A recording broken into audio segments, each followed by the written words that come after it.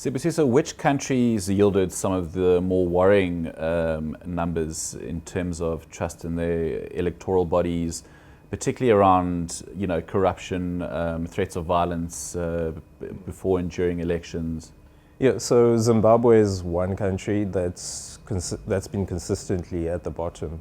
There's been an improvement in the ZEC, the Zimbabwe Election Commission, from 2009, but it's still below average. Gabon was another country that's right at the bottom where very few people trusted the election commission, and I don't think it's a surprise that currently there's a problem in terms of people saying we don't trust these election results, and how did the president squeak in by a percentage point. So those type of things you notice. Zambia has also had, people have had negative perceptions about the ECZ there as well. And if you look at the latest elections there, you'll see that people are worried as well about whether they trust. I think the opposition leader has actually taken it to the Constitutional Court to challenge the results. So also because the surveys in Zimbabwe and Zambia were done in 2014, it kind of gives you a picture into why there are problems. But our results actually, we think we're worried about Kenya and Zimbabwe's next elections, about what's going to happen, because the data is showing some warning signs.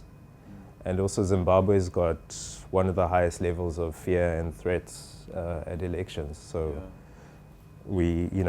people are worried about what's going to happen there. Looking at the recent municipal elections, fortunately, there were very few problems in terms of poll counting.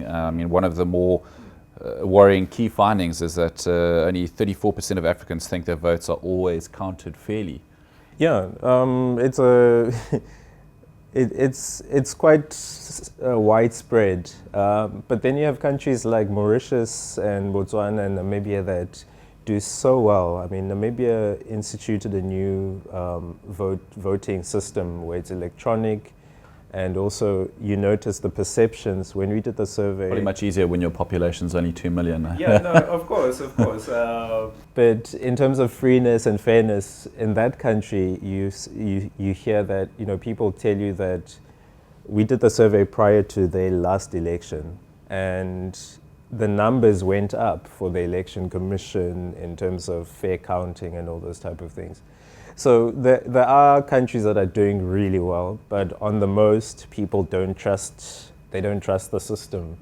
And it's very telling about how things are done in those countries.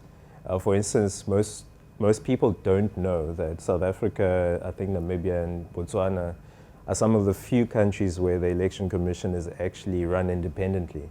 Most others, the Ministry of the Interior or one other department actually runs the elections. So if you're an incumbent government and you're also running the election commission, it's easier to dupe people or to be corrupt about the results.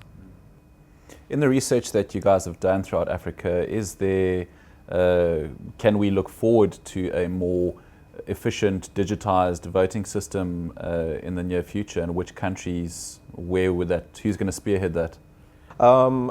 The thing with elections is that when you digitize, you look at the American example where most of it is done with machines. Florida, George W. Bush was a big issue. If you do paper as well, some people have issues, but I think Namibia is an interesting example of how it can be done, and people have seen it as being successful. But certainly I think it's possible here, but I think the IEC will be much more cautious about how do they do it. Kenya is another country that people have that are tout as an IT star, but at the same time, there are lots of issues there. I'm sure you've seen recent protests about the election commission there, actually, whether it should be scrapped and start a new one or not. So those things will factor in as well if people decide whether they want to go electronic or not.